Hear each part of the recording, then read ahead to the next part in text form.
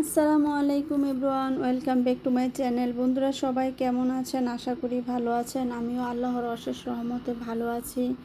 তো বন্ধুরা, আজকে দেখতেছেন আমার নতুন কোয়েল পাখির বাচ্চা ফুটেছে। তো তাদেরকে ব্রুডিং করার জন্য আবারও প্রসেসিং করতেছি। তো এখানে তাদেরকে ব্রুডিং করা হয়, আপনারা জানেন।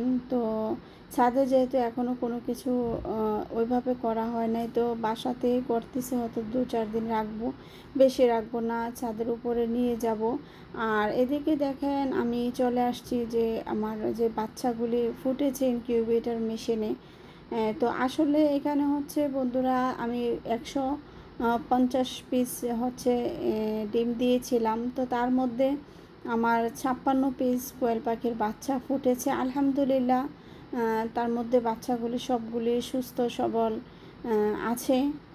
আর এখন যেই ডিমগুলি আছে ওগুলি থেকে মানে বাকি ডিমগুলি থেকে কয় পিস ফুটবে না না ফুটবে এটা আমি শিওর জানি না।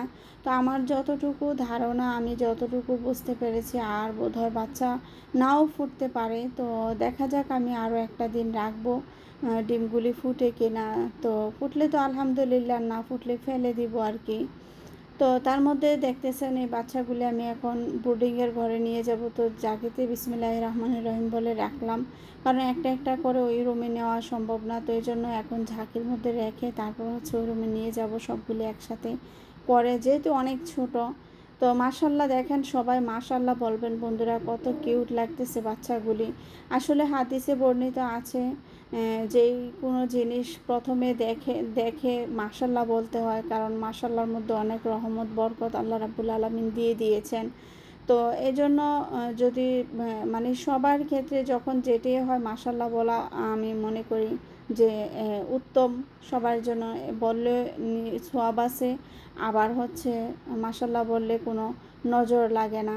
তো এই আর কি বন্ধুরা, যাই হোক, সবাই মাশাল্লাহ বলবেন। আবারও বলছি, তো ওদেরকে ব্রুডিংয়ের জায়গায় নিয়ে যাচ্ছি, যে এখানে ওদেরকে ব্রুডিং করাবো এক রুম থেকে আরেক রুমে আর কি।